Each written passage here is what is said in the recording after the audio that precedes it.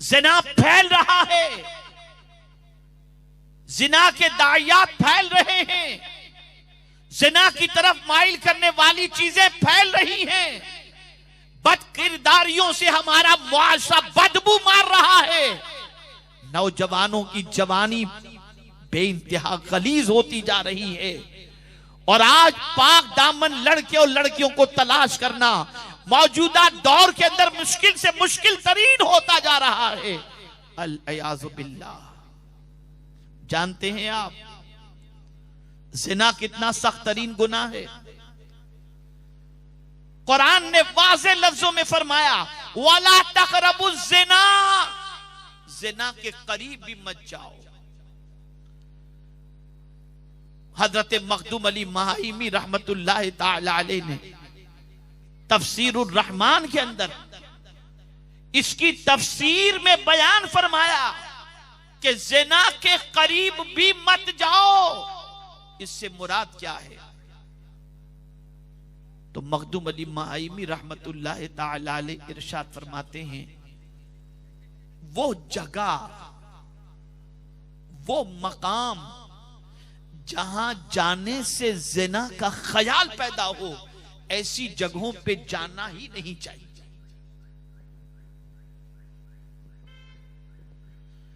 जहां मर्द और जन का खलत मलत हो, जहां पर बुराइयों के मनाजिर दिखाए जाते हो,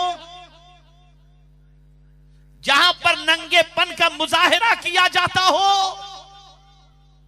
ऐसी जगहों पर जाने के लिए मना है।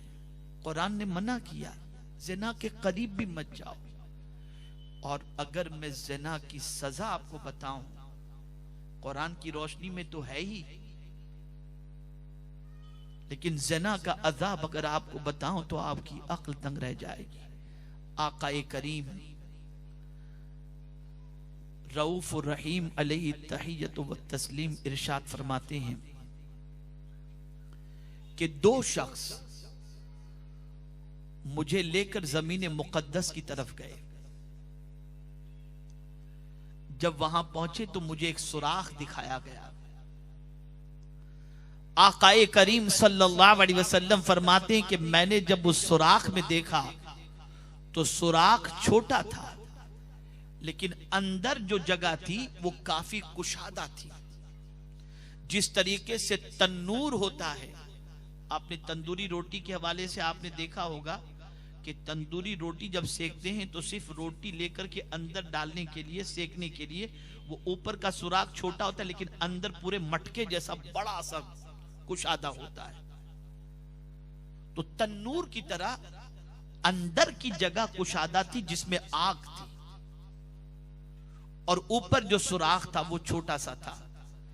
सरकार सल्लल्लाहु अलैहि वसल्लम फरमाते हैं मुझे दिखाया गया उसमें मर्द और औरत बरहना थे और आग के शोले निकलते थे, और जब आग के शोले निकलते थे तो वो मर्द और औरत आग के शोलों के साथ साथ ऊपर आते थे, फिर शोले जब नीचे होते थे फिर वो नीचे आ जाते थे। इस तरह से आग के अजाब के अंदर मैंने मर्द और औरत को देखा। मैंने पूछा ये अजाब इन मर्द और औरत पर क्यों हो रहा है? तो बताया गया या रसूल अल्लाह सल्लल्लाहु ताला अलैहि वसल्लम, ये दुनिया में ज़िना करते थे, इसलिए अल्लाह ने इनको इस अजाब के अंदर गिरफ्तार फरमाया।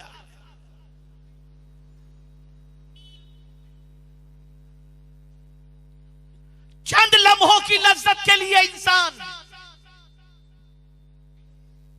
उस जहन्नम की आग के अजाब को बर्दाश्त करने की दावत देता है, जिस जहन्नम की आग के हवाले से रसूल गिरामी वकार सल्लल्लाहु अलैहि वसल्लम ने इरशाद फरमाया अगर जहन्नम के दरवाजे को सुई के सुराख के बराबर भी खोल दिया जाए तो पूरी दुनिया जल करके राख हो जाए। ये जहन्नम की आग की ताकत है। उस जहन्नम की आग के हवाले उस मर्द और औरत को किया जाएगा जो दुनिया में जिना किया करते थे, जो दुनिया में बदकारी किया करते थे।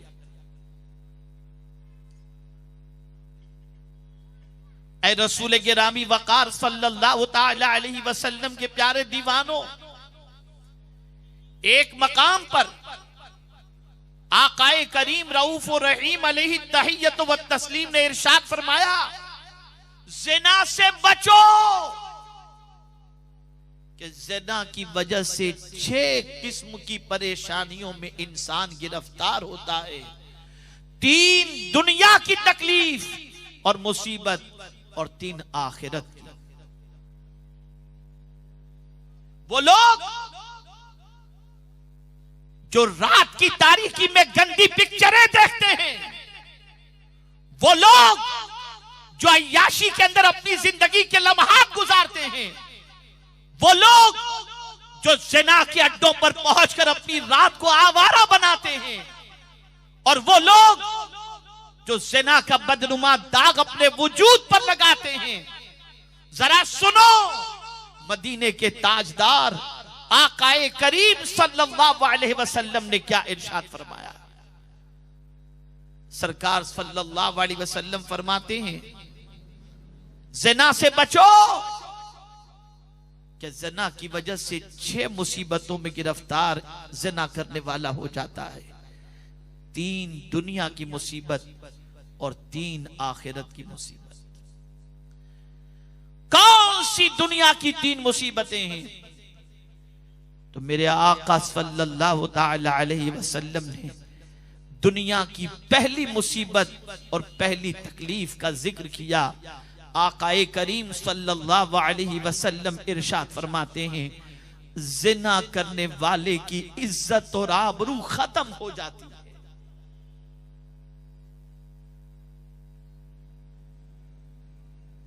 अगर मुआशरा बागैरत है, मुआशरे के अंदर अभी भी बुराई को बुराई समझने का जज्बा मौजूद है, तो किसी जानी के हवाले से मुआशरे के बाशऊर इंसान के दिल के अंदर इज्जत नहीं होती, अहमियत नहीं होती। और इज्जत बहुत अहम सरमाया है, बहुत अहम सरमाया है। कुरान मुकद्दस में रब्बे कदीर जल्ल जलालहू ने इज्जत का जब तस्करा फरमाया तो इरशाद फरमाया, वलिल्लाहिल इज्जतु वलिरसूलिही वलिल मुमिनीन। इज्जत तो अल्लाह के लिए है, उसके रसूल के लिए है और मोमिनीन के लिए है। तो ज़िना करने वाले को दुनिया के अंदर जो पहली मुसीबत का सामना होता है वो ये है कि उसकी इज्जत खत्म हो जाती है। आप सोचेंगे कि इज्जत कहां जाती है? पैसा हो और आदमी ज़िना करे कोई फर्क नहीं पड़ता। लेकिन मैं आपको एक चीज बताऊं, अगर उसका ज़मीर जिंदा है ना तो इज्जत ज़िना करने वाला जो है ना खुद अपनी नजरों से गिर जाता है, अपनी नजरों से गिर जाता है। उसका अपनी नजरों में कोई मकाम नहीं रहता। मुझे याद है कि मैंने एक नशिस्त के अंदर नौजवानों को बुराइयों से बचने के हवाले से कहा था कि आज कॉलेज और यूनिवर्सिटी के अंदर मखलूत तालीम की बुनियाद पर लड़के और लड़कियों का बुराइयों से और बदकिरदारी से बचना बड़ा मुश्किल है। तो मुझे एक सुलझे हुए आदमी ने कहा था, हजरत थोड़ा सा आगे भी तो बढ़ो। मैंने कहा क्या मतलब? कहा हजरत अब जवान लड़के और लड़कियों की बातों के अलावा थोड़ा सा आगे बढ़िए। अब 40 से लेकर 50 साल की उम्र के जो लोग हैं ना उनको भी बदकारी से बचने की दावत दीजिए, इसलिए कि इस उम्र के अंदर भी उन्हें हरी हरी सुस्ती है और गलत रास्ते के वो मुसाफिर बन जाते हैं। फिर मैंने अपने एतबार से गौर किया और सर्वे किया तो ऐसे भी नादान सोसाइटी में जिंदा हैं जिनकी बच्चियां जवान हैं और वो दूसरों की आबरू पर हाथ डालते नजर आते हैं, जिनके घर के अंदर बहू मौजूद है और वो दूसरों की आबरू पर हाथ डालते नजर आते हैं। अल अयाज़ु बिल्लाह। मेरे प्यारे आका सल्लल्लाहु ताला अलैहि वसल्लम के प्यारे दीवानों, मुझे बताओ, आज अल्लाह अज़्ज़ व जल्ल के बंदे और रसूल आज़म के शहदाई और कलेमा पढ़ने वाले ये कहते हैं हम मुसीबतों में घिरे हुए हैं, परेशानियां दरवाजों पर दस्तक दे रही है, मुसीबतों के बादल सर पे मंडला रहे हैं, पता नहीं आने वाले दिनों में क्या हो, तकालीफ के बादल भी मंडला रहे हैं, मुसीबतें दरवाजों पे दस्तक दे रही है। मैं पूछना चाहता हूं, ये गुनाह हैं जिनकी बुनियाद पर ये मुसीबतें दरवाजे पर आती हैं, वरना नेक बंदे के एवज में तो अल्लाह मुसीबतों को दूर कर दिया करता है और टाल दिया करता है।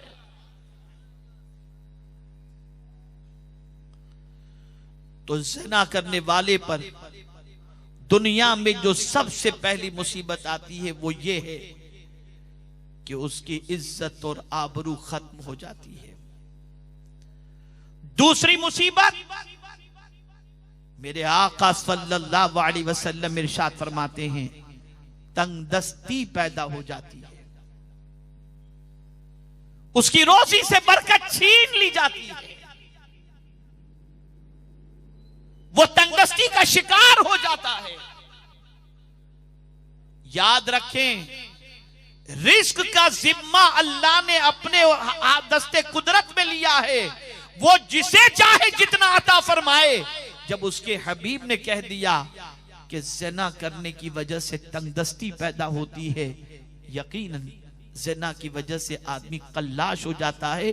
आपने सोसाइटी में ऐसे बहुत सारे नौजवानों को देखा होगा जिनके बाप कमा कर बहुत कुछ छोड़ करके गए, लेकिन बच्चे के कदम फिसले, जुए में चला गया, शराब में चला गया, ज़िना के अड्डे पे चला गया। नतीजा यह निकला कि दर दर की ठोकरें खाने पर मजबूर, और कल तक वही देने वाला लेने वाला बनता हुआ दिखाई देता है। वजह सबसे बड़ी यह है कि ज़िना और बदकारी इंसान को तबाही के दहाने पर पहुंचा देती है।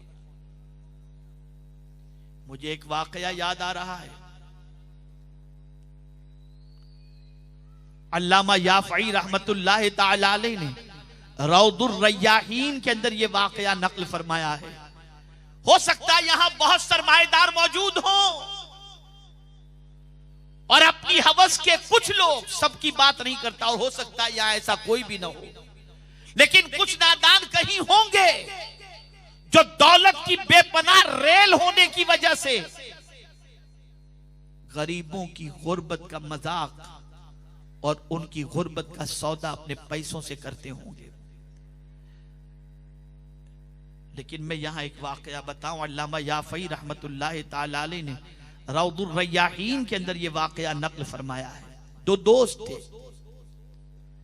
एक लोहार था, एक सीधा सादा था। लोहार की पोजीशन यह थी कि जब वो आग के अंदर लोहे को डालता और उसके बाद उस लोहे को जब आग से निकालना होता तो अपना हाथ आग में डाल देता, लोहे को पकड़ता, उठाता, लोहे को शेव दे देता, लेकिन उसका हाथ कभी जलता नहीं था। उसके दोस्त ने उससे पूछा कि क्या बात है, तेरे हाथ पर आग का असर क्यों नहीं होता, आग तेरा हाथ क्यों नहीं जलाती है? कहा जाने दो यार, ये एक बहुत अजीब वाकया है, क्या मैं तुम्हें बताऊं? कहा नहीं, तुझे बताना पड़ेगा, अगर तुम मेरा दोस्त है तो मुझे वाकया बता। गौर से सुने। उस लोहार ने कहा मैं गरीब था, मेरे घर के करीब एक लड़की रहती थी, मेरे दिल में उसकी मोहब्बत थी, मैं चाहता था उससे शादी करूं, लेकिन गुर्बत की वजह से मेरी शादी उसके साथ होना मुमकिन नहीं था। मेरे दिल में यह ख्याल आया कि आज गुर्बत की वजह से मैं इसे पा नहीं सका हूं, मैं मेहनत करूंगा और दौलत कमाऊंगा। खैर उस लड़की की शादी भी हो गई, उसके घर बच्चे भी हो गए। मैंने बहुत मेहनत की और कुछ सालों के बाद मेरे पास दौलत का अंबार हो गया और मैं शहर के मालदारों में शुमार होने लगा और शहर के बड़े मालदारों के अंदर मेरा भी नाम आने लगा। एक दिन शहर में कहत पड़ा, लोग दाने दाने के लिए परेशान हैं। सब सेठों के दरवाजे पर मांगने वालों की लाइन लग गई। उसने कहा मेरे भी दरवाजे पर मांगने वालों की लाइन लग गई। मैं दरवाजे पर बैठकर हर साइल को दे रहा था। अचानक उस मांगने वालों के अंदर वही लड़की जो अब औरत बन चुकी थी, वो मेरे सामने मांगने के लिए आई। मेरी पुरानी मोहब्बत ने अंगड़ाई ली और मेरे दिल के अंदर ख्याल पैदा हुआ, आज मैं इसकी मजबूरी का फायदा उठाऊं। मैंने उस औरत से कहा तू मेरी तमन्ना पूरी कर दे, मैं तेरी तमन्ना पूरी कर दूंगा।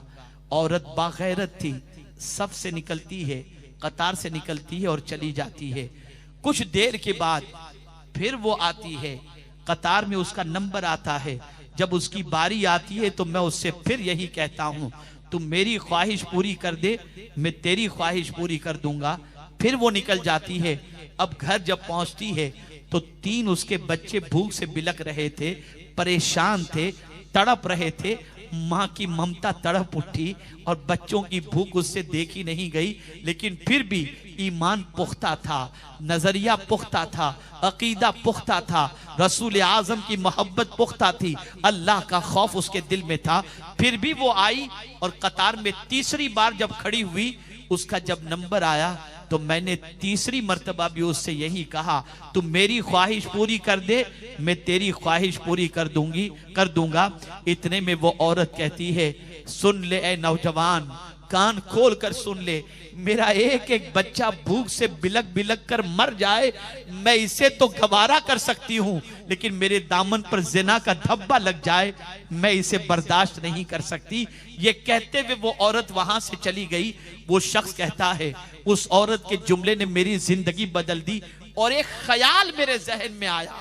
सरमाएदार गौर से सुने, एक ख्याल मेरे जहन में आया, या अल्लाह, ये भूखे पेट रहने के बाद भी अल्लाह से डरती है और मैं पेट भरा होकर अल्लाह से नहीं डरता। मैं फौरन कमरे में गया, सजदे में गया, तौबा की, आइंदा मौला मैं किसी की गुर्बत का मजाक नहीं उड़ाऊंगा, किसी की गुर्बत का नाजायज फायदा नहीं उठाऊंगा। अब मैं उसका घर भी नहीं जानता था। मैं फिर बैठ गया, सोचा शायद फिर से वो आए। फिर वो आई, लेकिन अब जब आई तो मैंने उससे कोई मुतालबा नहीं किया। मैंने उससे सिर्फ इतना कहा, मेरी बहन, मैं तेरे लिए जो कुछ तुझे चाहिए उससे जायद ला कर देता हूं। और ला करके मैंने उसके सामने रखा तो वो औरत कहती है, बता तेरा इरादा कुछ और तो नहीं है? कहा नहीं, ये सिर्फ अल्लाह को खुश करने के लिए दे रहा हूं और तुझसे माफी मांग रहा हूं। उस औरत ने वो थाल खाने पीने की चीजों का लिया और एक साइड में रखी, सजदे में गई और अल्लाह की बारगाह में दुआ की, ए अल्लाह, इस बंदे ने मेरे बच्चों के पेट की आग को बुझाने का इंतजाम किया है, तू इसको दुनिया और आखिरत की अजाब से बचा लेना। ये उसकी दुआ का सदका है कि मैं आग में हाथ डालता हूं फिर भी आग मुझे नहीं जलाती और मुझे उम्मीद है जहन्नम की आग भी मुझे नहीं जलाए। नारे तकबीर, नारे रिसालत, दाइए कबीर। जालिम है वो शख्स जो किसी गरीब की आबरू से खेलते हैं। जालिम है वो शख्स जो काम वालियों पर नजर रखते हैं और बदकिरदारी करते हैं। क्या जवाब दोगे? क्या अल्लाह ने दौलत इसीलिए दी है कि तुम अय्याशियां करो? क्या अल्लाह ने दौलत इसीलिए दी है कि किसी की आबरू से खेलो? क्या अल्लाह ने दौलत इसीलिए दी है कि तुम उसकी दौलत का मिसयूज करो? याद रखो, वो देना जानता है तो लेना भी जानता है। मेरे आका ने फरमाया, ज़िना तंगदस्ती लाता है। तीसरी बात मेरे आका सल्लल्लाहु अलैहि वसल्लम ने इरशाद फरमाई कि ज़िना की वजह से उम्र से बरकत छीन ली जाती है, उम्र कम हो जाती है। ज़िना उम्र को कम कर देता है। बदकिरदारी की बुनियाद पर इंसान की उम्र कम से कम तर होती चली जाती है। ये मदीने के ताजदार का फरमान है। ये तो दुनिया की तकलीफ हो गई। आज 1000 टॉनिक इस्तेमाल कर लो, आज लंबी उम्र के लिए 1000 टैबलेट इस्तेमाल कर लो, लेकिन अल्लाह न करे, 100 बार न करे, अगर जिना के दरवाजे पर किसी ने दस्तक दी और अपने आप को जिना से आलूदा कर लिया, तो अल्लाह उसकी उम्र से बरकतों को खत्म कर लेता है। ये दुनिया का अज़ाब। अब आखिरत का सुनिए। आकाए करीम सल्लल्लाहु अलैहि वसल्लम ने इरशाद फरमाया, कल जब वो अपने रब से मिलेगा तो अल्लाह उससे नाराज होगा। ज़िना करने वाला भूल जाता है कि उसे एक न एक दिन अल्लाह से मिलना है। मौत बरहक है, मौत से कोई फरार इख्तियार नहीं कर सकता। जब मौत के दरवाजे से गुजरकर मालिके हकीकी की बारगाह में पहुंचेंगे तो मुझे बताओ, अगर वही नाराज है तो फिर हमारा क्या होगा?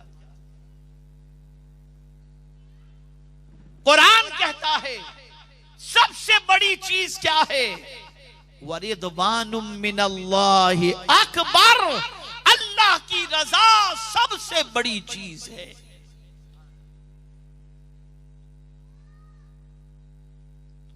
तो मेरे आका सल्लल्लाहु अलैहि वसल्लम ने इरशाद फरमाया, ज़िनाकार जब इस दुनिया से बगैर तौबा किए मर जाए तो अल्लाह की बारगाह में हाजिर होगा तो अल्लाह उससे नाराज होगा। दूसरी चीज आकाए करीम सल्लल्लाहु अलैहि वसल्लम ने इरशाद फरमाई, उसका हिसाब सख्त लिया जाएगा। हिसाब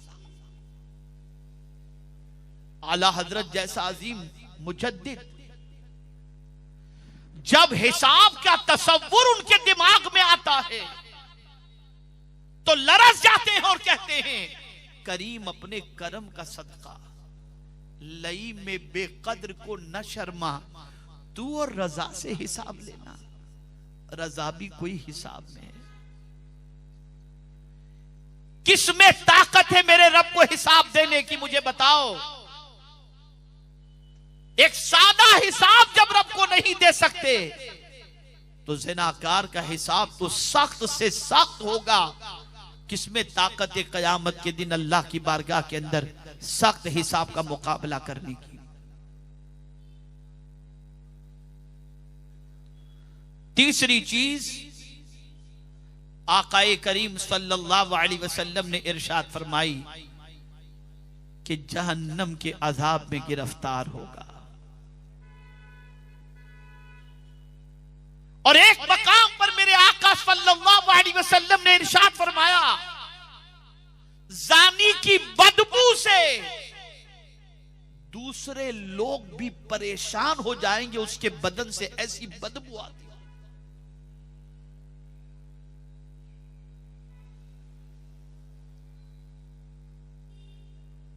ऐ रसूल गिरामी वक़ार सल्लल्लाहु तआला अलैहि वसल्लम के दीवानों, सबसे बदतरीन जुर्म गुनाह ज़िना है। ज़िना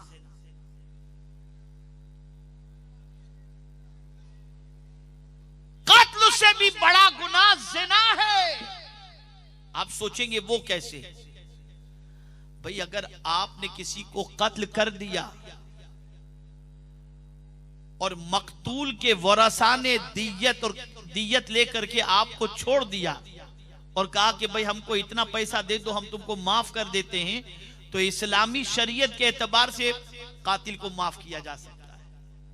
लेकिन ज़िना के हवाले से कोई रियायत नहीं है, वहां माफी की कोई गुंजाइश नहीं। हां, अगर ज़िनाकार जिससे ये गलती सरजद हो चुकी है और सच्चे दिल से तौबा करके आइंदा गुनाह न करने का अज़्म मुसम्मम करे और फिर उस गुनाह की तरफ कदम कभी न बढ़ाए, तो अल्लाह की जात से उम्मीद है कि मौला उसकी खता को माफ फरमा दे। लेकिन माफी की उम्मीद पर अगर गुनाह करे तो सजा दुगनी होगी। बहुत सारे लोग माफी के परवाने को सामने रखकर गुनाह कर लेते हैं कि माफी हो जाएगी, सच्चे दिल से बड़ी रात को तौबा कर लेंगे, शबे कद्र में तौबा कर लेंगे, शबे बारात में तौबा कर लेंगे, शबे महराज में तौबा कर लेंगे, जुम्मा के दिन तौबा कर लेंगे। तो मैं आपसे पूछता हूं एक सवाल, आपके घर में अगर सांप काट जाए तो उसका इलाज आपके पास मौजूद हो कि भाई अल्लाह न करे सांप काट ले तो ये टेबलेट खा लेना, तो आपको इंशाल्लाह उसका जहर असर नहीं करेगा। तो इस टेबलेट की बुनियाद पर कभी आप सुराखों में उंगली डालते हो और कहते हो कि आज सांप मुझे मार?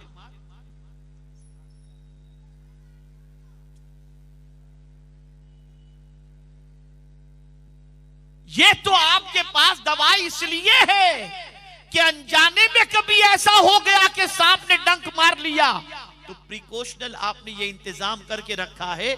अब वो आप टेबलेट इस्तेमाल करके अपने आप को जहर से बचा सकते हो। इसी तरह से अल्लाह न करे, सदबार न करे, अगर कदम फिसल गए और इस बुराई के दलदल में फंस गए तो मेरे प्यारे आका सल्लल्लाहु अलैहि वसल्लम के प्यारे दीवानों, इस्लामी शरीयत हो, इस्लामी मुल्क हो, इस्लामी कानून हो, तो गैर शादीशुदा यानी कंवारे लड़के और लड़की जिना करे तो 100 कोड़े मारे जाएं, और शादीशुदा अगर जिना करें तो शरीयत का फैसला यह कि इतने पत्थर इनको मारो कि ये मर जाए। ये इस्लामी कानून, ये कुरान का कानून। अज़्ज़ानियतु वज़्ज़ानी फजलिदू कुल्ल वाहिद मिनहुमा मियत जल्दा।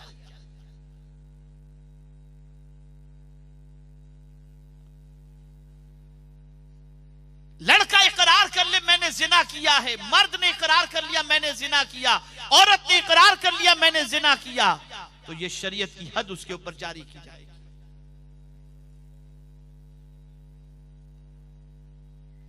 ऐ रसूल आजम सल्लल्लाहु ताला अलैहि वसल्लम के दीवानों, मजीद आकाए करीम का इरशाद समाअत फरमाएं सल्लल्लाहु अलैहि वसल्लम। रसूल आजम सल्लल्लाहु अलैहि वसल्लम फरमाते हैं, जिस बस्ती में ज़िना और सूद ब्याज, ज़िना और ब्याज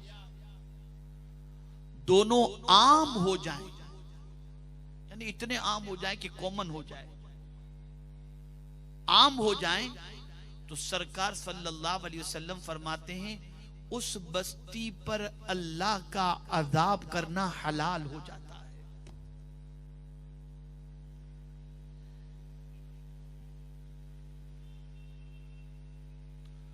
और जिना करने वाला जब जिना करता है तो मेरे आका सल्लल्लाहु अलैहि वसल्लम फरमाते ईमान उसके सीने से निकल जाता है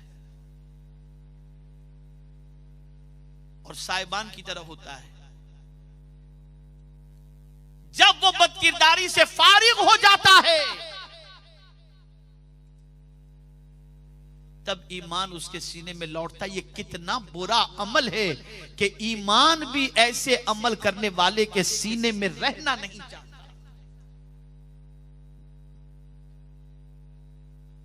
आज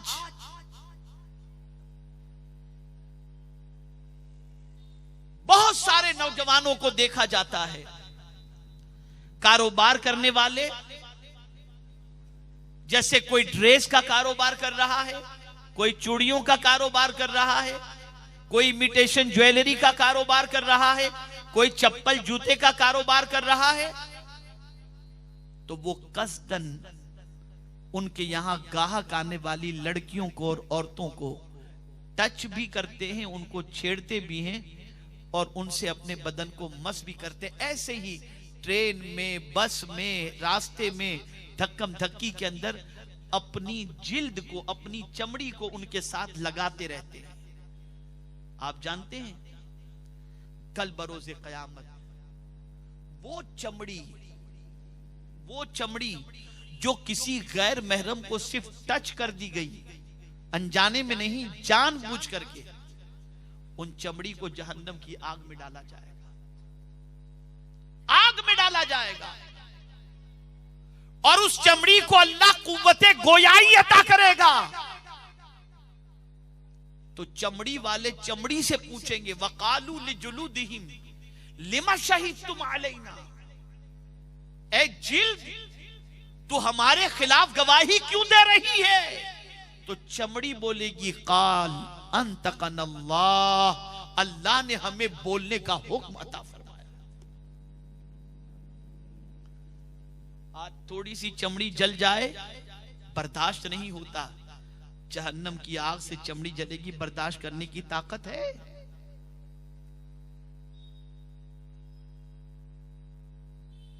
क्या जवाब दोगे कल बरोज़े क़यामत इन बदकिरदारियों का? है किसी में हिम्मत कुदरत के सामने खड़े रहने की? लम्हों की लज्जत के लिए आखिरत के अजाब को दावत मत दो। आज वक्त है कि इन बुराइयों से बचकर सच्चे दिल से तौबा कर लो। और याद रखें, कुरान मुकद्दस में रब ने हुजूर से फरमाया, हुक्म फरमा दो, मोमिनों को हुक्म फरमा दो, कुल लिल मुमिनीन यगुद्दू मिन अबसारिहिम व यहफज़ू फुरूजहुम, हुक्म फरमा दो मोमिनों से कि वो अपनी निगाहों को नीची रखें और अपनी शर्मगाह की हिफाजत फरमाएं। अब यहां मैं आपको बताऊं, जिसने अपनी शर्मगाह की हिफाजत की उसके लिए हुजूर की क्या बशारत है। आकाए करीम सल्लल्लाहु अलैहि वसल्लम ने इरशाद फरमाया, जिसने अपनी जबान और शर्मगाह की हिफाजत का जिम्मा लिया, मैं उसकी शफाअत का जिम्मा लेता हूं। सरकार उसकी शफाअत फरमाए।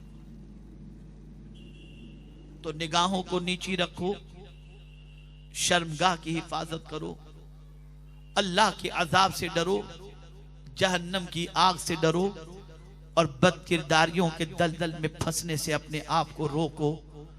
याद रखो और अच्छी तरीके से याद रखो, मुसलमान तो वो होता है जिसकी निगाहें झुकी हों और जिसका वजूद पाकीज़ा हो। आज अगर सोसाइटी के अंदर परेशानियां फैल रही हैं, बुराइयां फैल रही हैं, उसकी सबसे बड़ी वजह यह है कि हमारे मुआशरे के अंदर परेशानियों के फैलने की वजह ज़िना का फैल जाना है और सूद का फैल जाना है। और यहां यह भी याद रखें, अगर कोई गुनाह से बच जाता है, अगर किसी औरत ने बदकिरदारी की दावत दी और वो अल्लाह के डर से बच गया, जानते हैं उसका सिला क्या है? तफसीर में मौजूद है। तफसीर में एक नौजवान लड़का था, बड़ा खूबसूरत, बाप ताजिर था। उसने अपने बेटे को दुकान पर बिठाया। बेटा दुकान पर कपड़े फरोख्त किया करता। एक दिन एक ज़ईफा आई और आ करके उस नौजवान, उस दुकानदार से कहती है, ये कपड़े चाहिए या आपके पास जो बेहतरीन कपड़े हों वो बताओ। तो काफी कपड़े बताए गए। बुढ़िया ने कहा, ये कपड़े सब अच्छे हैं, ये कपड़े लेकर मेरी मालिकन के पास चलें। मेरी मालिकन बहुत बड़ी खातून हैं और बहुत अल्लाह ने उनको नवाजा है, हो सकता है ये सारा कपड़ा वो खरीद लें। तो उस नौजवान को भेजा गया कि जाओ तुम ये कपड़े लेकर के साथ में। वो गया तो वो नौजवान कहता है कि मैं जब उस घर में गया तो बहुत बड़ा महल था, अंदर जाता गया, कोई मुझे नजर नहीं आया। अचानक मैंने देखा कि एक नौजवान लड़की तख्त पर बैठी, झूले पर बैठी हुई है, और जैसे ही मैं पहुंचा उसने मुझे गले लगा लिया। उसने कहा, मेरे दिल में अल्लाह का डर पैदा हुआ, मेरे दिल में अल्लाह का डर पैदा हुआ कि इस तन्हाई का ये फायदा उठाकर ये मुझसे शायद बदकिरदारी की उम्मीद रखती है। वो नौजवान कहता है कि मैंने उस औरत से कहा, मुझे इस्तिंजे की हाजत है, मुझे जरा टॉयलेट कहाँ है बता दो, मैं जा जरा फारिग होकर आऊं। वो गया बैतुल खला और जाकर के इस्तिंजा किया और सारी नजासत अपने बदन पे लगा दिया, सारी गंदगी। अब जब वो गंदगी लगा करके बाहर आया तो औरत कहती है पागल है, मजनून, इसको निकालो जल्दी, यहां से निकालो। उसे वहां से निकाल दिया गया, वो बच गया बदकिरदारी से। बाहर निकला, घर आया और घर आने के बाद जब अच्छी तरीके से गुस्ल किया, उस गुस्ल के बाद अल्लाह ने उसको ऐसी खुशबू अता फरमाई कि जिस गली से गुजरता था मुश्क की खुशबू आती थी, मुश्क की खुशबू आती थी। ये क्यों था? इसलिए कि उसने अपने आप को बचाना चाहा, मेरे करीम ने बचा लिया। गंदगी देखकर उसने तो छोड़ दिया, लेकिन ये गंदगी गुनाह से बचने की वजह से थी।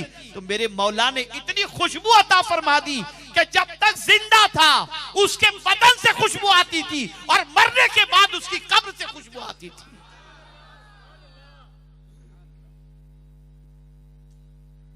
और यहां अल-इयाज़ु बिल्लाह क्या हो रहा है मुझे कहने की जरूरत नहीं। मैं अपने भाइयों से अर्ज करूंगा, मैं गुलामाने रसूल से अर्ज करूंगा कि इस बदकिरदारी से, ज़ना जैसी बदकिरदारी से अपने आप को बचाने की हर मुसलमान कोशिश करे और अपने दामन को इस गंदगी से बचाए। इसलिए कि याद रखें ये इतनी खतरनाक बीमारी है और इतना बड़ा जुर्म है और इतना बड़ा जुर्म और बड़ा गुनाह है कि इसकी वजह से इंसान की जिंदगी भी बर्बाद होती है और आखिरत भी बर्बाद होती है। अल्लाह की जात से उम्मीद है कि परवरदिगार जल्ल जलालहू अपने प्यारे हबीब सल्लल्लाहु अलैहि वसल्लम की नाले ने पाक के सदको तुफैल हम सब पर करम की नजर फरमाए और परवरदिगार पूरी दुनिया के मुसलमानों को ज़िना से बचने की तौफीक नसीब फरमाए। और अल्लाह न करे, सदबार न करे, अभी तक किसी से गुनाह सरजद हो गया हो, लाशऊरी तौर पर शैतान के बहकावे की बुनियाद पर सच्चे दिल से तौबा कर लो और कभी गलती से भी उस बुराई की तरफ जाने की कोशिश न करो। अल्लाह अज़्ज़ व जल सब पर करम की नजर फरमाए। वमा अलैना इल्लल बलागुल मुबीन। अस्सलामु अलैकुम व रहमतुल्लाहि व बरकातहू।